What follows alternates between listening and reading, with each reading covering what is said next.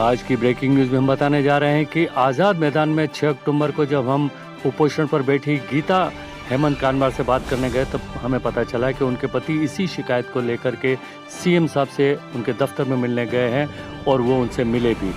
हेमंत कानबार से फ़ोन पर बात होने पर पता चला है कि सीएम साहब ने उनके सामने एमबीएमसी के आयुक्त ढोले साहब को फ़ोन करके इनकी बात सुनने और इनसे बात करने के लिए कहा। इसलिए 7 अक्टूबर की सुबह 10 बजे ढोले साहब ने हेमंत कानबार को बुलाया और 10 बजे से लेकर 12:30 1 बजे तक लोग वहां दरवाजों पर खड़े रहे, जिसमें आम आदमी पार्टी के काफ़ी कार्यकर्ता भी इनके साथ थे, लेकिन उन्हें अंदर जाने की इजाज़त नहीं मिल रही थी। नतीजा वहां सिक्योरिटी के साथ बहस होने लगी और इंतज़ार करने लगे। कुछ देर के बाद ये मैसेज आया कि 2 या 3 लोग अंदर आकर के मेरे से बात करें, लेकिन हेमंत कानबार इस बात पर अड़े हुए थे कि हम सारे लोग जाएंगे, सारे लोगों के सामने आयुक्त साहब आकर के बात करें। काफ़ी जद्दोजहद के बाद, काफ़ी कोशिशों के बाद, क्योंकि आम आदमी पार्टी के कार्यकर्ता भी नहीं चाहते थे कि 2-4 लोग जाकर के आयुक्त से बात करें, और सारे कामगार और आम आदमी पार्टी के कार्यकर्ता ढोले साहब से सुनना चाहते थे कि क्या वजह है इतना बड़ा फ्रॉड होने के बाद भी वो क्यों कोई एक्शन नहीं ले रहे। इसलिए ये मांग कर रहे थे कि या तो आयुक्त साहब बाहर आएं या हम सबको अंदर आने दें। अंततः किसी तरीके से इनको अंदर जाने की इजाज़त मिली और बाद में ढोले साहब ने सबको अपने कार्यालय में ऊपर बुलाया। और ये सारे लोग जब वहाँ अंदर ढोले साहब से मिलने के लिए पहुँचे तो वहाँ पर भी वही हुआ जैसा अक्सर हुआ करता है, और वहाँ पर भी ये कहा गया कि आप कुछ लोग मिल करके आइए, हम आपसे बात करेंगे, ज़्यादा लोगों से हम बात नहीं करेंगे। लेकिन वही ज़िद की वजह से अंत में उनको बाहर आना पड़ा आयुक्त साहब को, और उन्होंने इन सभी कामगारों से बात की। क्या बात की, सुनिए।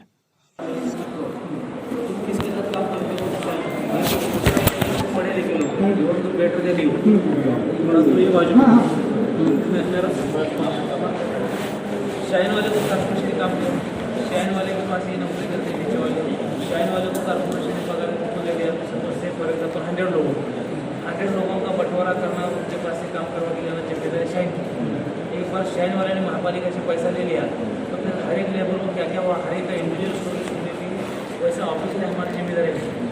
बट मन बीइंग करके चलो मैंने तो रखना चाहिए, मिली जैसा उनका मेरे सुनने होना चाहिए, इसलिए हमने वो सुनना चाहिए। इसका मतलब ये है कि इन्होंने हमें डायरेक्ट कॉर्पोरेशन में डाला गया। ये थे मीरा भाईंदर मनपा के आयुक्त दिलीप ढोले साहब, जिन्होंने सीधे सीधे अपना पल्ला झाड़ लिया कि हमें आप लोगों से कोई लेना देना नहीं, हमने ठेकेदारों को पेमेंट कर दी, आप ठेकेदारों से बात करें। और वहाँ जो लोग थे उनका कहना था कि आज़ाद मैदान से पिछले 7 दिन से आमरण अनशन पे भूखी प्यासी बैठी बच्ची गीता से कम कानूनी तौर पर नहीं तो मानवता के नाते उनसे बात तो कर लेते। जब उसने बात करने की कोशिश की तो उसे कह दिया, आप बच्ची हो, मैं आपसे बात नहीं करना चाहता। आइए देखते हैं पूरा। इसके पास भी गया हूँ आज तक, शिवसेना है, मनसे है, आरपीआई है, और अभी आम आदमी के पास भी आया हूँ। अभी आम आदमी पार्टी से जुड़ा? अभी फिलहाल इनके पास आया हूँ। और कैसा है, जहाँ पे भी गया हूँ वहाँ पे मेरा 100% काम नहीं हुआ है।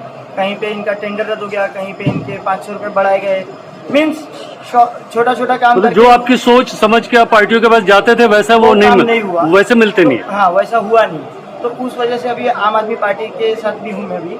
और मेरा बोलना खाली ये है कि अभी कल हम लोग को जब एकनाथ शिंदे जी ने वहाँ पे मुझे भेंट दी थी और मुझे बताया गया था कि क्या प्रॉब्लम है, आप डायरेक्ट दिलीप ढोले जी से बात करो, और उन्होंने अपने मोबाइल से मुझे फ़ोन लगा के दिया कि भाई आप ढोले जी से बात कर लो। तो मैंने वहाँ पे उनको बताया कि ऐसा प्रॉब्लम है, हमारा जो भी है पगार खाते में नहीं आ रहा। तो उनका ठीक है, आप कल 10 बजे यहाँ पे आके मिलो और हम आपको भेंट देंगे।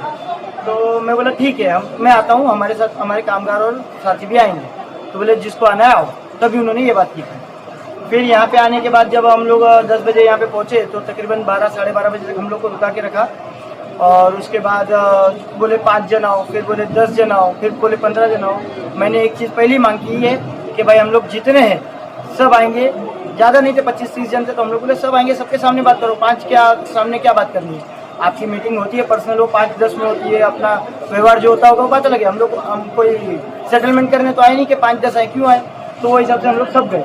तो हमें हॉल में बुलाया, हॉल में बात हुई, उन्होंने ये बात बताई कि हम कामगार लोग शौचालय के ऊपर कुछ कब्जा करके बैठे हम लोग, और 140 लोगों का पगार देती है नगर पालिका, लेकिन हमारे पेरोल पे तो 122 लोग हैं जो ठेकेदार को हमने कॉन्ट्रैक्ट दिया, ठेकेदार ने आपको रखा है, आप उनसे बात करो।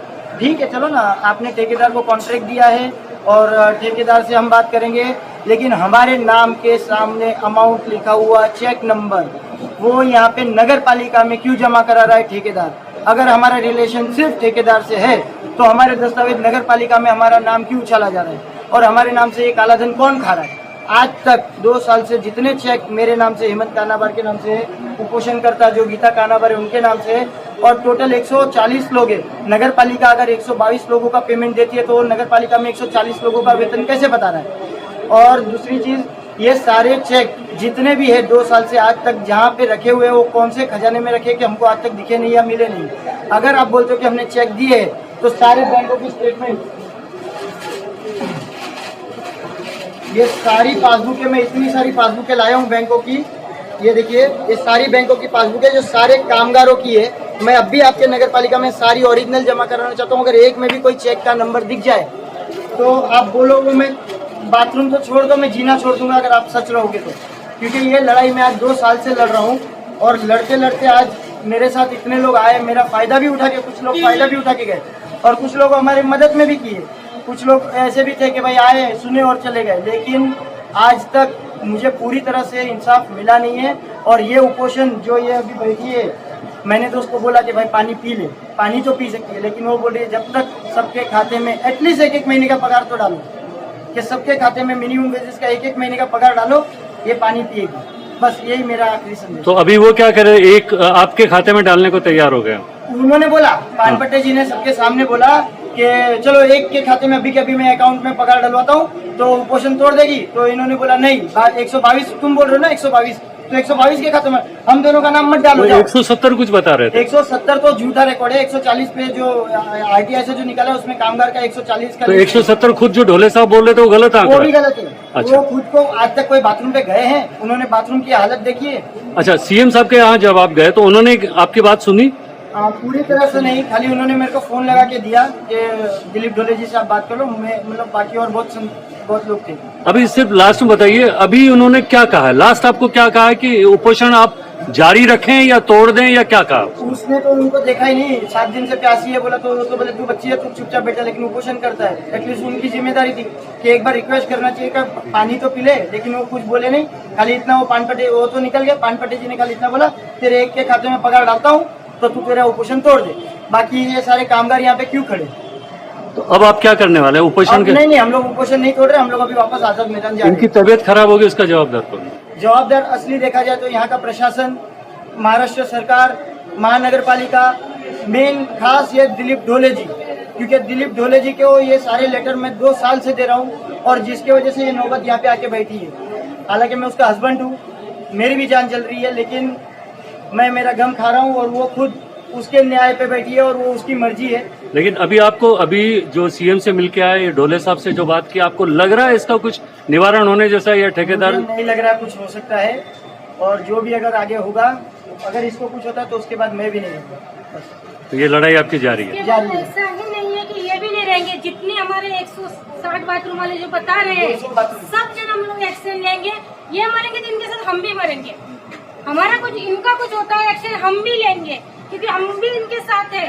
कल इनके भी बच्चे हैं, वो कहाँ जाएंगे? इसकी जिम्मेवारी नगर पालिका पे जाना चाहिए, क्योंकि नगर पालिका ने आज तक कुछ भी किया है। हम लोग को झूठे रिकॉर्ड देते हैं, आश्वासन देते हैं कि ये होएगा, 5 दिन में होगा, 2 दिन में, लेकिन ऐसा कुछ नहीं हुआ अब तक।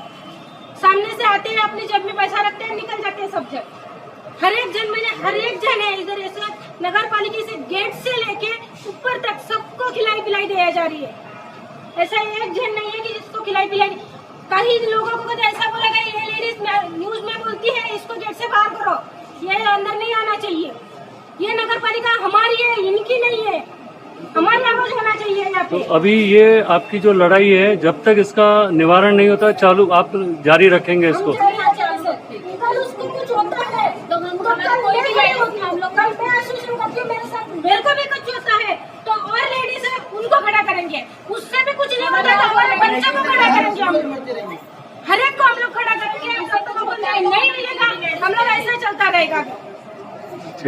Thank you very much.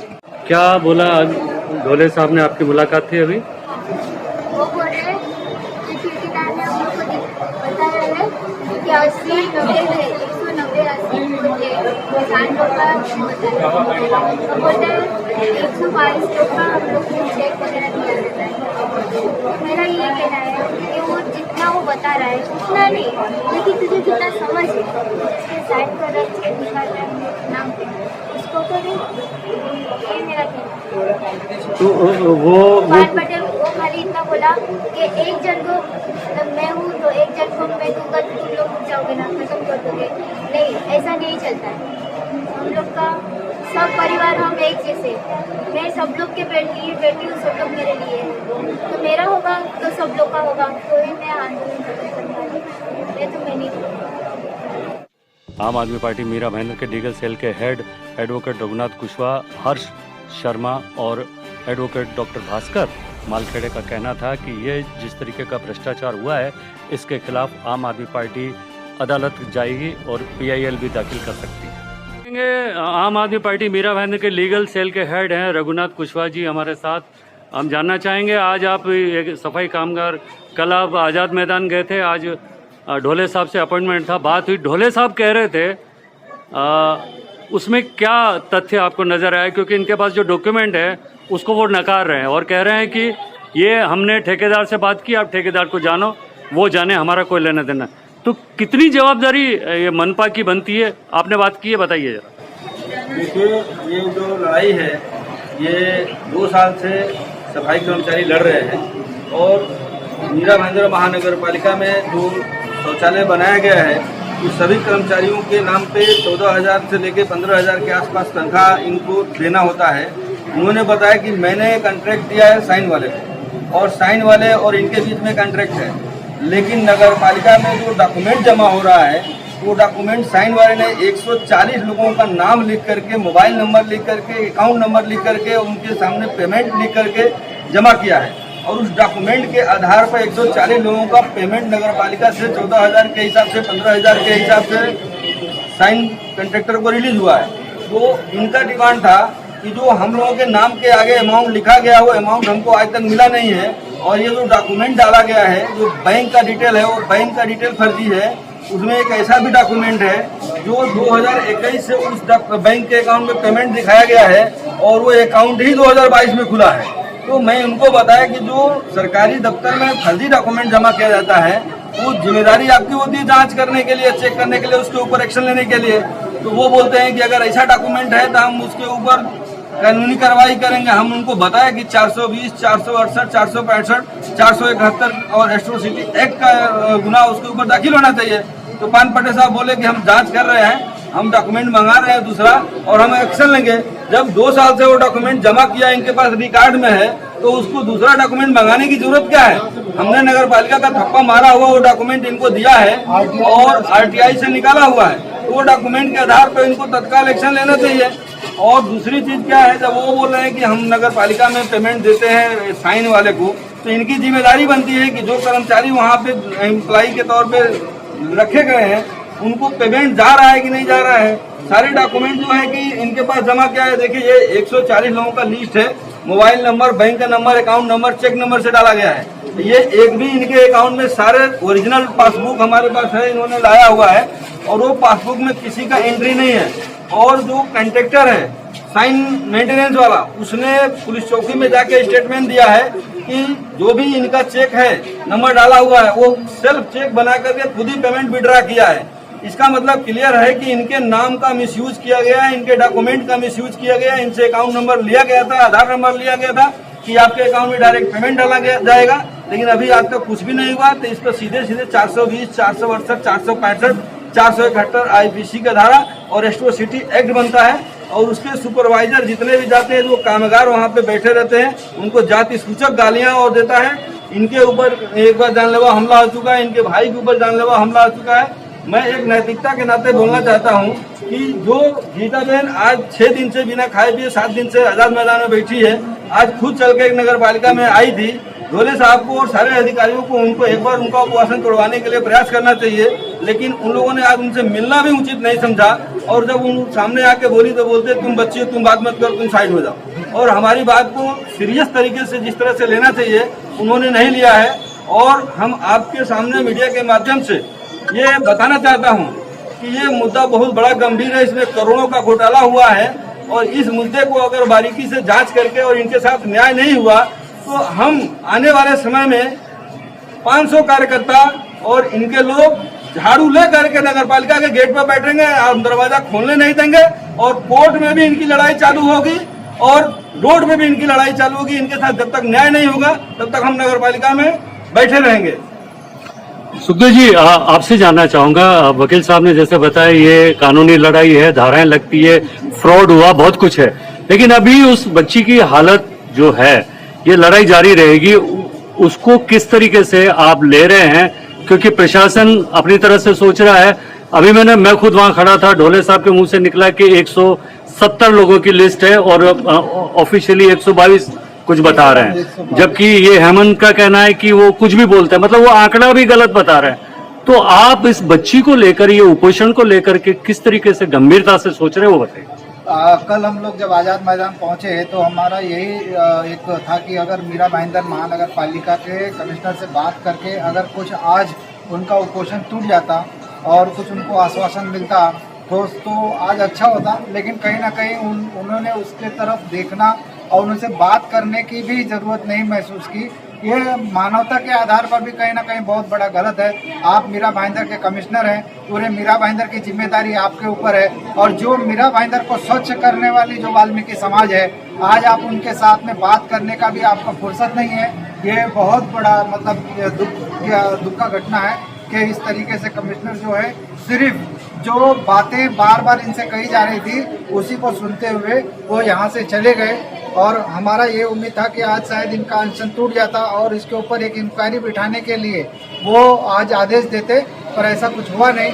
आने वाले समय में जो भी इनकी लड़ाई है मीरा भाईंदर महानगर पालिका में, उसके लिए हम पूरे कार्यकर्ता जो पूरे मीरा भाईंदर के हैं, आज तो सिर्फ हम एक औपचारिकता तौर पर मिलने आए थे, लेकिन आने टाइम में आंदोलन जो है वो इनके गेट पर हम करेंगे। इन सभी का सफाई कर्मचारियों के साथ में इनके बाल बच्चे, इनके परिवार सभी का यहाँ पर हम एक आंदोलन के जरिए यहाँ पर गेट इनकी ये कानूनी लड़ाई आप अभी से आज से शुरू कर रहे हैं? कितना कानूनी लड़ाई हमने इनकी शुरू कर दी है। ऑलरेडी हमारा पत्र जो है वो महानगर पालिका में पहुंच गया है।